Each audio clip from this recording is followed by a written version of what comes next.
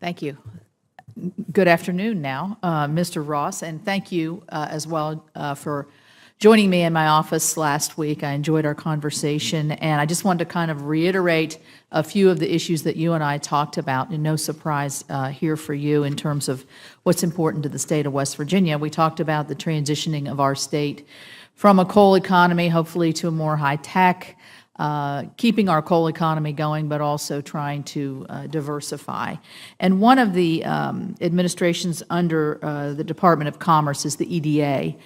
Recently, the EDA has taken a renewed interest, thank goodness, at my and other people's urging, to really look at the severe job loss in our regions and to use those dollars to maximize the effect of entrepreneurship, capacity building, and other ways for us to diversify our economy, whether it's agriculture, high-tech, energy sector jobs. And so I would just like to reiterate to you, since the last 2 years we've made good strides here, that this is important. Even though it's not a large agency in terms of appropriation, it does and can have a far-reaching effect in the distressed areas in our country where I'm living and where many of us are. So I would just like to reiterate my commitment and hopefully your commitment to work together to see that the EDA continues the progress we've made over the last several years. Yes, I think EDA can be a very valuable source of seed money for projects, right, and kind of matching things,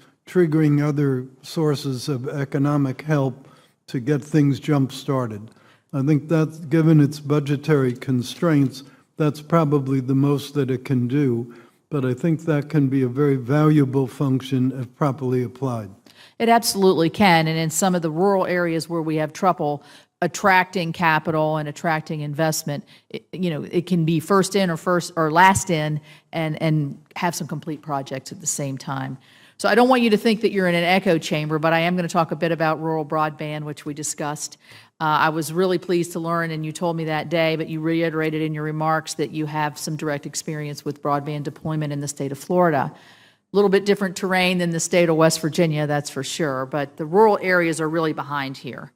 And again, if we're transitioning or if we're going to go to the next economy, if we don't have that stool of infrastructure development, we're going to be further behind.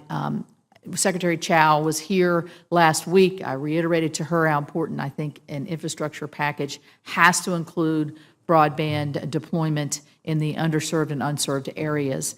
And since you have experience in this issue, I'm sure that you can see what it can do to the development of areas that have been undeveloped and what it can do for healthcare, education, and other aspects of people's quality of life. So I look forward to working with you in this area and learning from you on the best ways to get to that broader and bigger elimination of the digital divide that exists.